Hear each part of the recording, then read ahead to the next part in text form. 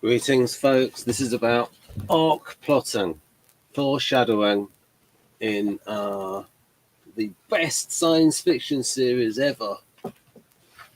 Just better than Blake 7, Babylon 5, which is going to be remade, reimagined next year, hopefully.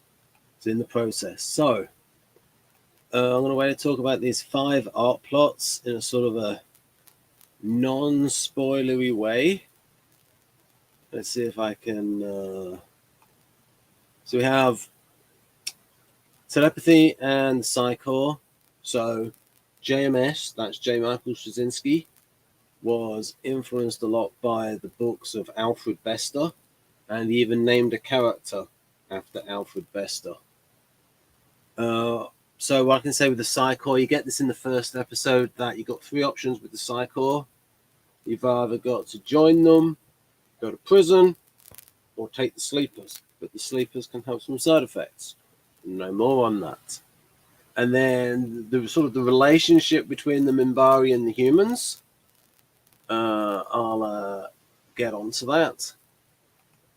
So, for example, the Babylon 5 station was built 10 years after the Earth Minbari War, and it's revealed in the pilot that the Minbari were about to win. Right at their moment of victory, they surrendered, and nobody knows why the Minbari surrendered.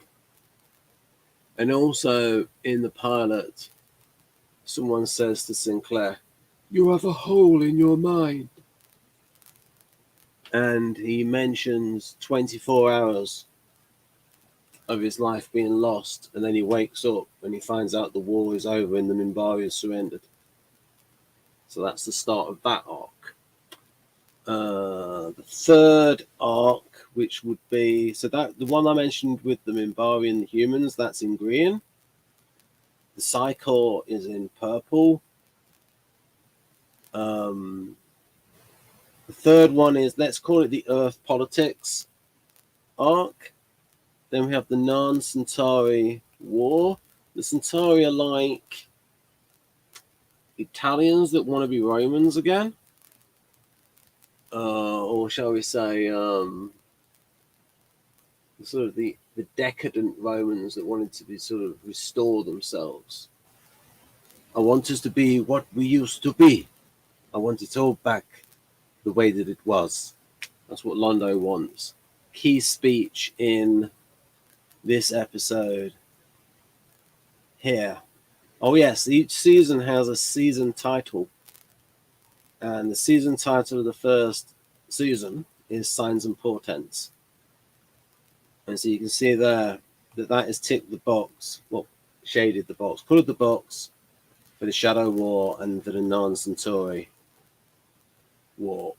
So we can see that there's a lot of sort of standalone episodes in season 1, such as like, but again, Born to the Purple is a good character story, and what sustains it when it's not got the arc plot is a very good characterization.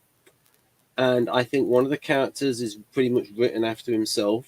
I think J. Michael Straczynski is an INTJ Enneagram 6, and I know that Garibaldi is a Counterphobic 6, Enneagram 6 ISTP. And INTJ admires ISTP. I think that that's why he's writing the 6 so well in the moments that Garibaldi talks about being afraid. And it's like, unless he knows Enneagram, and there wasn't that much Enneagram information in 1993, I think that, and I know JMS, like in interviews, like he talks about not wanting to be afraid and stuff like that, and never night, and he has attacks writers who are afraid, and I just get the sense of Counterphobic 6, and also when an NT is a 6, it gives them more access to feeling. That's my opinion. Just very good insights when he writes the Michael Garibaldi character. What else have we got? The other war, yes, the Shadow War. A very powerful enemy, the shadows. Right, and so let's see the distribution of the episodes. So yeah, as I said, in season 1, I'm just going to adjust this, so I'm going to go off screen to make it a bit bigger. You got these standalone episodes, not that much arc material. As you can see with the Psy-Corps, you've only got 4, then 4 there, 4 then, whoop, double to 8, and then 10. Now, what happened by the season 4 is the network that it was on was going bust, and so that was gonna end that season, the actual television station it was on. So I thought about winding up the arc in season 4, and actually the final episode, the original production code of Sleeping in Light was 422. May join season 4, and so they were ready to wind it up. So there's not much arc left in season 5, where you've got stuff with the telepaths and Psy-Corps, and then you've got the legacy of the Shadow War, dealing with that in season 5. And so you got a lot of episodes in season 4. I think every episode ticks is one of the arc boxes. Yeah, and these are sort of these are interpolated when to watch the TV movies. Yeah, I think there are no sort of standalone episodes apart from the last one, that was sort of in there anyway. There is one but then Sleeping in Light would have been in there if the season wasn't extended. But yeah, that's sort of hard sci-fi-ish, that one, the 422. Yeah. And if you like hard science fiction, all the Earth ships have rotating sections to get artificial gravity. What else? You have some standalone episodes. Here, I like Delivery from Avalon. Exogenesis.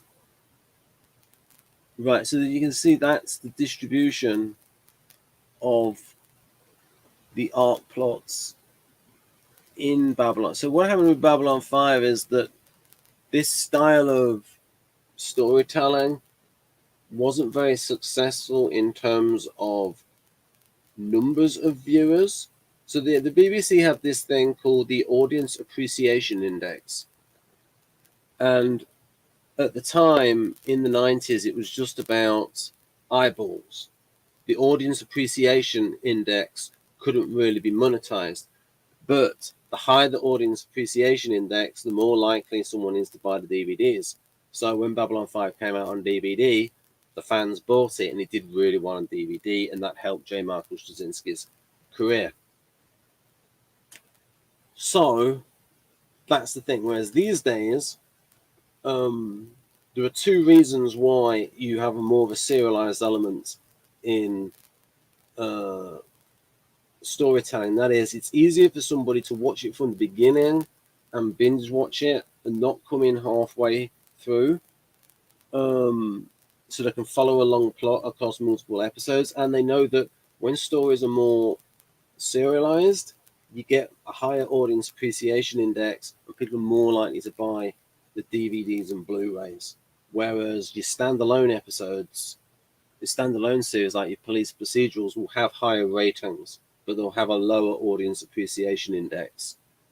So stories with a strong serial element have greater depth of support for them and less breadth of support. So that's my those are my thoughts on the Babylon 5 arc plots. And I just sort of did this for my own INTP sort of SI color coding stuff. I did the telepathy in Violet, because it's like sometimes Violet is NI in my color coding system. When it's not NT, it's NI, and so it's sort of a psi power. Yeah, so foreshadowing is used a heck of a lot in Babylon 5, and it will be used in Wilma's Housemates as well. Watch this space. I'm working on a scene, a soliloquy, that hopefully should be up within the next month or so. Well, month or two, month or three. It will be the first scene recorded. Right then. Got a good actress for it. Right.